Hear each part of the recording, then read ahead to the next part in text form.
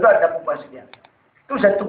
Tidak sentuh lagi isu. Isu kalimah Allah ni isu kena ingat. DAP.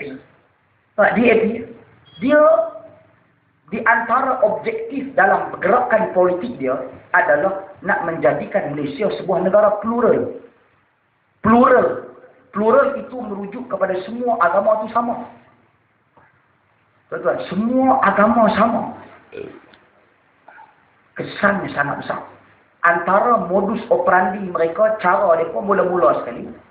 Saya melihat analisa saya. Isu kalimah Allah dibangkitkan.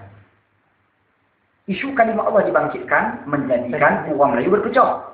Sesama Islam berpecah, bergaduh. PAS dalaman mereka, dalaman PAS bergaduh habis. Musyrul Am beza pendapat dengan timbalan Musyrul Am. Timbalan Musyrul Am beza pendapat dengan presiden. Presiden beza pendapat dengan ahli majlis syura. Ahli majlis syura beza pendapat dengan al-imam, al-allamah kapal sing.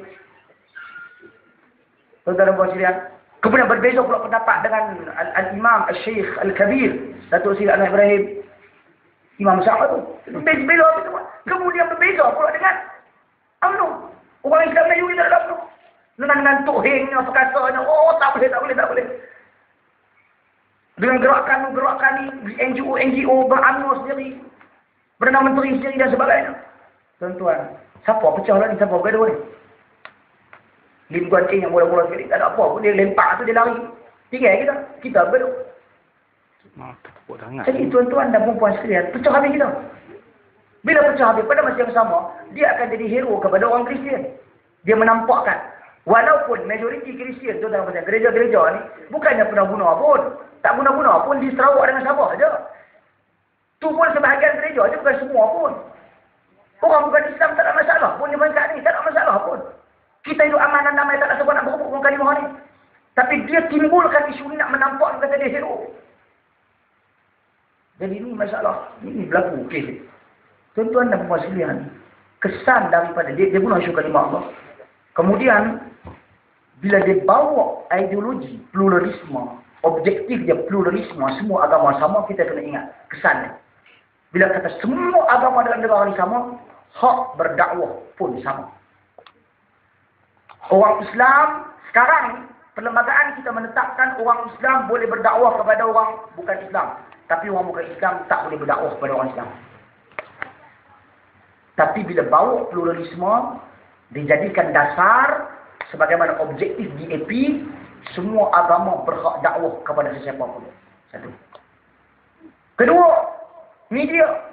Lawan media, program-program Islam jalan sendiri. Mana program Kristian? Mana program Buddha? Mana program Hindu? Kami pun nak juga pasal pluralisme, semua agama sama. Dia tak angkat dah Islam sebagai agama persekutuan, tak. Walaupun dia cakap Islam agama persekutuan akan dipertahankan, tapi benda ni akan berlaku pasal apa? Pasal dia jadi semua agama sama. Ni dia. Tuan-tuan, yang ketiga, apa yang akan berlaku tuan-tuan dan puan sekalian? Peruntukan untuk pembiayaan rumah-rumah ibadat semua sama. Ni saya baru bagi tiga ni. Dia ada banyak benda dan pecahan-pecahan yang lain lagi. Bila kita ada Kementerian Agama Islam, mana Kementerian Agama Kristian, mana Kementerian Agama Buddha, mana Kementerian Agama Hindu. Benda-benda ni semua kena perhati baik-baik. Saya tak kata, tuan-tuan, orang bukan Islam, mereka kena faham.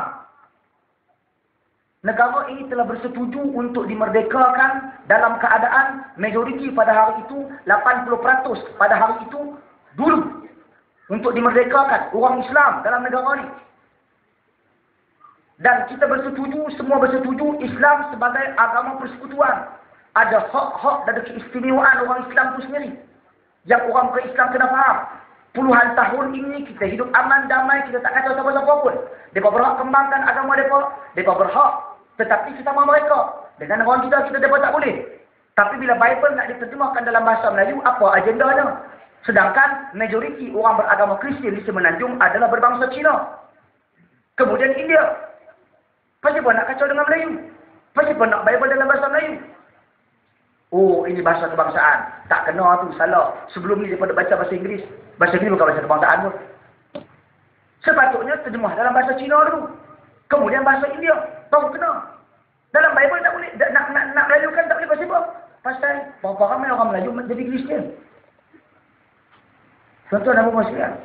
Jadi ini satu pendekatan yang saya tengok ada agenda-agenda yang terancang.